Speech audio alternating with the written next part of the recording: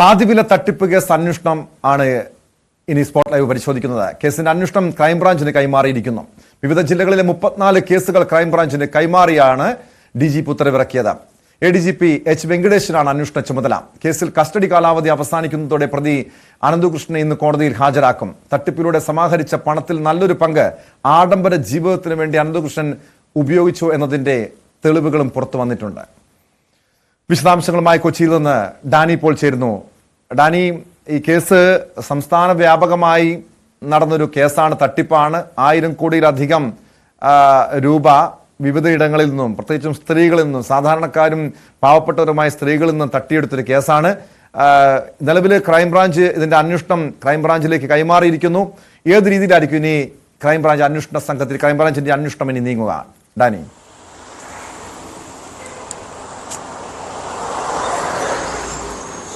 ടോമ, സംസ്ഥാനത്ത് എല്ലാ മേഖലയിലും എല്ലാ സ്ഥലങ്ങളിൽ നിന്ന് തന്നെ ഒരുപക്ഷെ പരാതി ഉയരുന്ന രീതിയിലേക്ക് കാര്യങ്ങൾ പോവുകയാണ്. അതുമാത്രവുമല്ല, ഇത് കോടികളുടെ തട്ടിപ്പ് എന്ന രീതിയിലേക്ക് തന്നെ കാര്യങ്ങൾ പോലീസിന്റെ പ്രാഥമിക അന്വേഷണത്തിൽ തന്നെ ബോധ്യപ്പെട്ടൊരു സാഹചര്യം കൂടിയുണ്ട്. അതുകൊണ്ട് തന്നെയാണ് ഇത് ക്രൈംബ്രാഞ്ചിലേക്ക് വളരെ തുടക്കത്തിൽ തന്നെ ക്രൈംബ്രാഞ്ചിനെ കൈമാറാനായിട്ടുള്ള തീരുമാനമെടുത്തത്. ADGPയുടെ നേതൃത്വത്തിൽ തന്നെ ഇത് അന്വേഷിക്കുന്നു. ഇനി അന്വേഷണ സംഘത്തിന് രൂപം നൽകുകയും വേണം.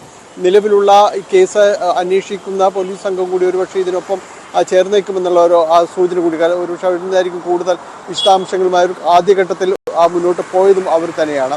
എന്തായാലും ഇതുമായി ബന്ധപ്പെട്ടുകൊണ്ട് ഗൗരവതരമായ ഒരു അന്വേഷണത്തിലേക്ക് തന്നെയാണ് കടക്കുന്നത്.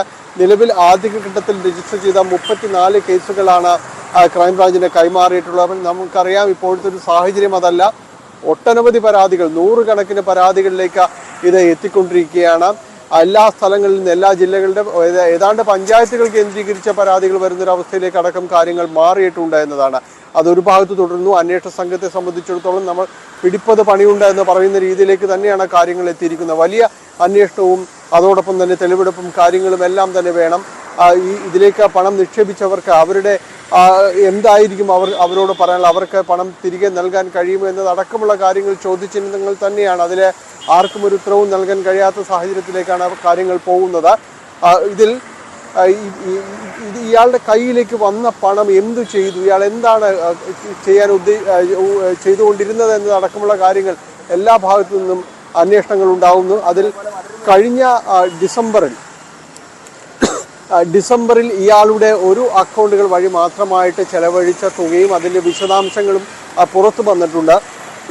അത്തരം ഒരു കണക്കുകൾ അത് ഇയാളുടെ ആഡംബര ജീവിതം എത്രമാത്രമായിരുന്നു എന്നത് വ്യക്തമാക്കുന്നതാണ്. കാരണം 7 ലക്ഷത്തിലധികം രൂപയാണ് ഇയാളുടെ ഒരു അക്കൗണ്ട് വഴി ചെലവഴിച്ചിരിക്കുന്നത്. ഇയാൾ സമാഹരിച്ച തുക ഇയാളുടേത് മാത്രമായ മറ്റൊരു കമ്പനി, സോഷ്യൽ ബി വെഞ്ചേഴ്സ് എന്ന് പറയുന്ന ഒരു കമ്പനി അക്കൗണ്ടിലേക്ക് മാറ്റുന്നു. ഏതാണ്ട് 21ഓളം അക്കൗണ്ടുകൾ ഇയാൾക്കുണ്ടായതാണ് പറയുന്നത്.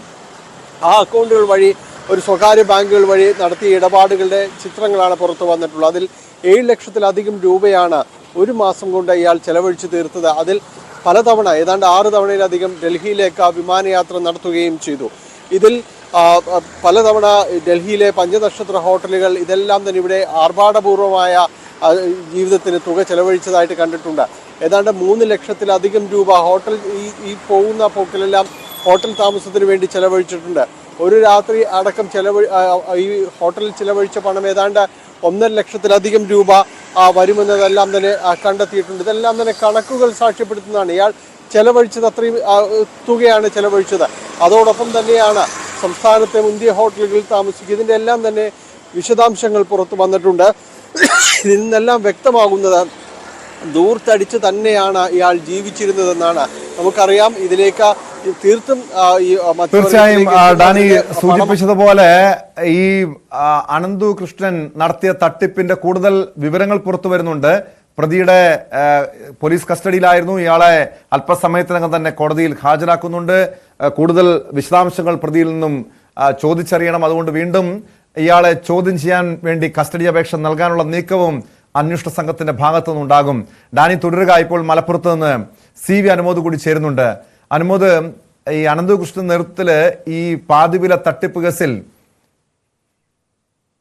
അനുമോദിലേക്ക് എത്താം. അതിനു മുൻപ് ഡാനിയിലേക്ക് ഒരിക്കൽ കൂടി. ഡാനി, വീണ്ടും ഈ കൂടുതൽ വിവരങ്ങൾ ഈ കേസുമായി ബന്ധപ്പെട്ട് ഈ പ്രതിയിൽ നിന്നും ചോദിച്ചറിയേണ്ടതുണ്ട്. അതോടൊപ്പം ആനന്ദ്കുമാർ ഈ കേസിലെ മറ്റൊരു പ്രധാനപ്പെട്ട പ്രതിയാണ്, ആരോപണ വിധേയനാണ്. ഇയാൾ മുൻകൂർ ജാമ്യ വിഷയമായി കോടതിയെ സമീപിച്ചിട്ടുണ്ട്. അറസ്റ്റ് ഒഴിവാക്കാനുള്ള നീക്കം തുടങ്ങിയിട്ടുണ്ട്. ഈ കേസിൽ നിലവിൽ ആരൊക്കെയാണ് ഈ പ്രതിപ്പട്ടികയിലുള്ളത്? കൂടുതൽ പ്രമുഖർ കുടുങ്ങുമോ? മാത്രമല്ല, ഇനി ക്രൈംബ്രാഞ്ചിലേക്ക് അന്വേഷണം നീങ്ങുമ്പോൾ ഇനി ക്രൈംബ്രാഞ്ച് അന്വേഷണം ഏറ്റെടുത്ത ശേഷം മാത്രമായിരിക്കുമോ പ്രതിയെ, ഈ അനന്തകൃഷ്ണനെ ചോദ്യം ചെയ്യണമെന്ന് ആവശ്യപ്പെട്ടുകൊണ്ട് കസ്റ്റഡി അപേക്ഷയുമായി അന്വേഷണ സംഘം നീങ്ങുകയുള്ളൂ?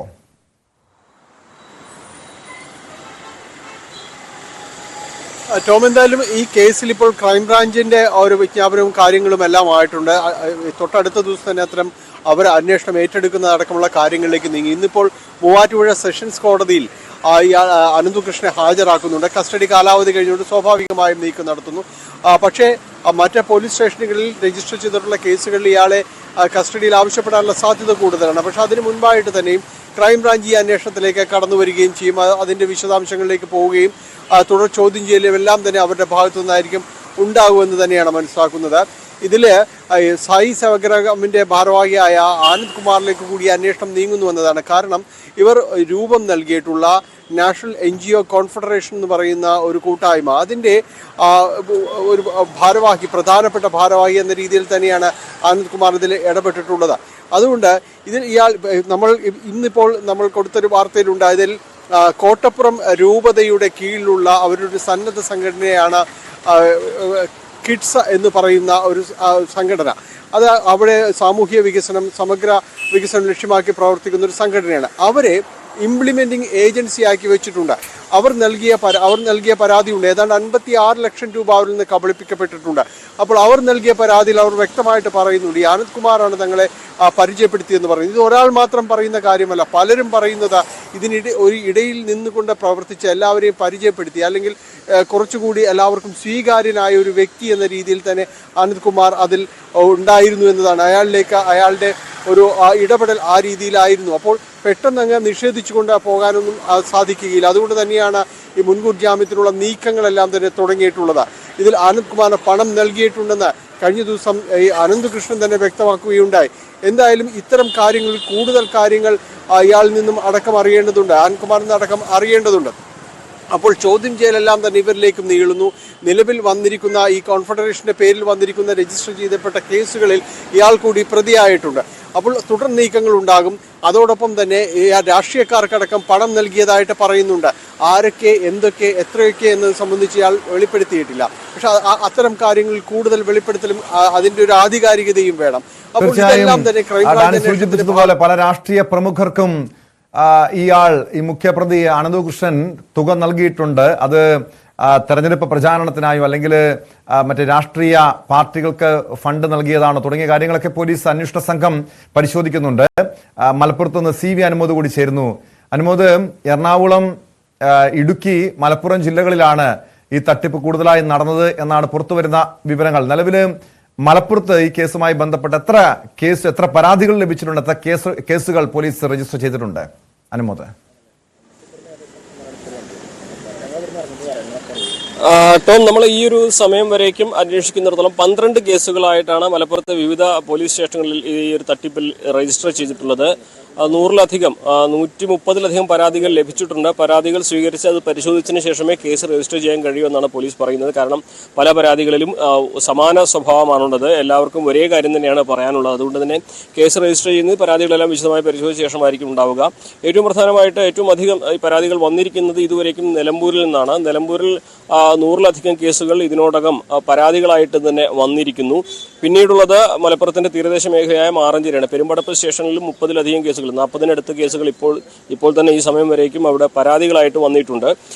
അതുപോലെ തന്നെ വേങ്ങരയിലും പെരിന്തൽമണ്ണയിലും പോലീസ് ഇതിൽ പരാതികൾ ധാരാളമായിട്ട് എത്തിയിട്ടുണ്ട്. ഇത് നമുക്ക് പുറത്തു വന്ന വിവരങ്ങളാണ്. ഒരുപക്ഷെ മലപ്പുറത്തിന്റെ ഒരു സ്വഭാവം അനുസരിച്ച് ഇപ്പോൾ തന്നെ നമ്മൾ ഇത്രയും അധികം പരാതികൾ ലഭിച്ചെങ്കിൽ പോലും ഇതിൽ ഇരയായവരിൽ ഭൂരിഭാഗവും ഇത് തുറന്നു പറയാൻ ഒരു മാധ്യമങ്ങൾക്ക് മുമ്പിലോ അല്ലെങ്കിൽ പബ്ലിക് സ്പേസിലോ തുറന്നു പറയാൻ തയ്യാറായിട്ടില്ല എന്നുള്ളതാണ് പ്രധാനപ്പെട്ട ഒരു പ്രശ്നം. കാരണം അവരെ സംബന്ധിച്ച് ഇത് പുറത്തു പറയുമ്പോൾ അവരുടെ പണം കിട്ടാതിരിക്കുമോ, അല്ലെങ്കിൽ അത് ഈ നിലവിൽ നഷ്ടമായ പണം തിരിച്ചു നൽകാമെന്നുള്ള വാഗ്ദാനമൊക്കെ പലയിടത്തും ലഭിക്കുന്നുണ്ട്, പലയിടത്തും അതിനൊക്കെ തടസ്സമാകുമോ, അതുപോലെ തന്നെ പറ്റിക്കപ്പെട്ടു എന്നൊരു അപമാനം തങ്ങൾക്ക് നേരെ ഉണ്ടാകുമോ എന്ന് പലർക്കും അത്തരത്തിലുള്ള ആശങ്കകളൊക്കെ ഉണ്ട്. അപ്പോൾ ഇതൊക്കെ തന്നെയാണ് ഈ പരാതികൾ, ഇതിലധികം എത്തേണ്ട പരാതികൾ ഈ ഒരു 100-130 കേസ് പരാതികളിൽ മാത്രം നിൽക്കുന്നതിൻ്റെ ഒരു കാരണം എന്നാണ് നമുക്ക് മനസ്സിലാക്കാൻ കഴിയുന്നത്. എല്ലായിടത്തും സമാനമായ സ്വഭാവത്തിൽ തന്നെയാണ് ഈ തട്ടിപ്പ് നടന്നിട്ടുള്ളത്. ഇരുചക്ര വാഹനങ്ങൾ, ഗൃഹോപകരണങ്ങൾ, പഠനോപകരണങ്ങൾ, ലാപ്ടോപ്പ് തുടങ്ങിയ കാര്യങ്ങളൊക്കെ പകുതി വിലക്കി എന്ന് പറഞ്ഞാണ്. എല്ലായിടത്തും ആദ്യ 2-3 ഘട്ടങ്ങളിൽ നിരവധി പേർക്ക് ഇതെല്ലാം തന്നെ ലഭിച്ചതിൻ്റെ അടിസ്ഥാനത്തിലാണ് ഈ 3-ാമതും 4-ാമതുമായിട്ടുള്ള നടന്ന ഈ ഒരു തട്ടിപ്പ് അല്ലെങ്കിൽ ഈ ഒരു ഇടപാടിൽ തട്ടിപ്പ് സംഭവിച്ചിട്ടുള്ളത്. അതുകൊണ്ട് തന്നെ എല്ലാവർക്കും പറയാനുള്ളതൊക്കെ ഒരേപോലത്തെ കാര്യങ്ങൾ തന്നെയാണ്. മിക്കവാറും ജനപ്രതിനിധികളും അതുപോലെ കർഷക സംഘങ്ങളൊക്കെയാണ് ഈ ഒരു NGO ആയിട്ട് ഇതിനിടയിൽ പ്രവർത്തിച്ചിട്ടുള്ളത്. അവർക്കെതിരെ നടന്നത് തട്ടിപ്പാണ് എന്ന് കാണിച്ചുകൊണ്ട് പോലീസിൽ പരാതി നൽകിയിട്ടുണ്ട്. ഇതിൽ വ്യാപിച്ചു കിടക്കുകയാണ് ഈ പരാതികൾ ജില്ലയുടെ പല ഭാഗത്തും എന്നതുകൊണ്ട് തന്നെ ഇതൊക്കെ ഒരു കുടക്കീഴിലാക്കിയ ഒരു അന്വേഷണത്തിന്റെ സാധ്യതയാണ് നമ്മൾ മുന്നിൽ കാണുന്നത്. കാരണം സമാന സ്വഭാവമുള്ള കേസാണ്, സമാന സ്വഭാവമുള്ള പരാതികളാണ് എല്ലായിടത്തും വന്നിരിക്കുന്നത്. അതുകൊണ്ട് തന്നെ ഒരു ഏജൻസി ഈ കാര്യങ്ങൾ അന്വേഷിക്കാനുള്ള സാധ്യതയാണ് കാണുന്നത്. എന്താണെങ്കിലും പരാതികൾ ദിനം പ്രതി പോലീസ് സ്റ്റേഷനിലേക്ക് കൂടുതലായിട്ട് വന്നുകൊണ്ടിരിക്കുന്നു. പല NGO അസോസിയേഷൻ്റെയും NGO സംഘങ്ങളുടെയും തലപ്പത്തുണ്ടായിരുന്നവർ, ഇതിനൊക്കെ നേതൃത്വം കൊടുത്തവർ ഇപ്പോൾ ഒളിവിൽ പോയൊരു സാഹചര്യം കൂടി മലപ്പുറത്തുണ്ട്. ടോം. വ്യക്തമാണ്. കൊച്ചിയിൽ നിന്ന് ഡാനി പോളും മലപ്പുറത്ത് നിന്ന് CV അനുമോദുമാണ് വിവരങ്ങൾ നൽകിയത്. പ്രതി ആനന്ദ് കൃഷ്ണന്റെ അല്പസമയത്തിനകം തന്നെ കോടതിയിൽ ഹാജരാക്കും. വീണ്ടും കസ്റ്റഡിയിൽ വാങ്ങാനുള്ള നീക്കം അന്വേഷണ സംഘത്തിന്റെ ഭാഗത്തു നിന്നുണ്ട്. അതോടൊപ്പം ആനന്ദ് കുമാർ മുൻകൂർ ജാമ്യ വിഷയമായി കോടതിയെ സമീപിച്ചിട്ടുണ്ട്. അറസ്റ്റ് ഒഴിവാക്കാനുള്ള നീക്കമാണ് നടത്തുന്നത്. ഈ കേസിൽ കൂടുതൽ രാഷ്ട്രീയ പ്രമുഖർക്കടക്കം പങ്കുണ്ടോ, കൂടുതൽ പ്രമുഖർ കുടുങ്ങുമോ തുടങ്ങിയ കാര്യങ്ങളും ഇനി അറിയേണ്ടതാണ്. എന്തായാലും പോലീസിന്റെ അന്വേഷണം നിലവിലെ ക്രൈംബ്രാഞ്ചിലേക്ക് അന്വേഷണം കൈമാറിയിരിക്കുന്നു. ഈ കേസിലെ കൂടുതൽ തട്ടിപ്പുകൾ ഉണ്ടായിട്ടുണ്ടോ എന്നാണ് പ്രധാനമായും പുറത്തു വരേണ്ട കാര്യം. സ്പോട്ട് ലൈവിലേക്ക് തിരികെ എത്താം ഇടവേള കഴിഞ്ഞ്.